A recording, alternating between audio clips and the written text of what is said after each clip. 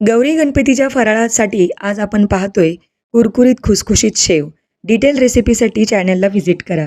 तर चला रेसिपीला सुरुवात करूया. सगळ्यात अगोदर 2.5 कप आपण इथे बेसन घेतलेलं आहे. बेसन चाळणीने चाळून घ्या. लहान चाळणी असल्यामुळं 2 टप्प्यामध्ये बेसन मी चाळून घेतलेलं आहे. त्यानंतर यामध्ये 2 चमचे तांदळाचं पीठ वापरले, जेणेकरून शेव कुरकुरीत होते.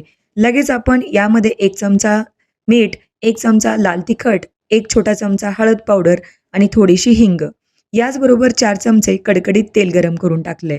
मिक्सरच्या भांड्यामध्ये लसूण, जिरं आणि ओवा प्रत्येकी 1 चमचा, 8 ते 10 लसूण पाकळ्या असं पाणी टाकून मिक्सरमध्ये पेस्ट केली आणि त्यातलं केवळ पाणी वापरले. त्यानंतर लागल तसं पाणी टाकून शेवचं पीठ भिजवून ठेवा. 10 मिनिटानंतर यापासून शेव तयार करा.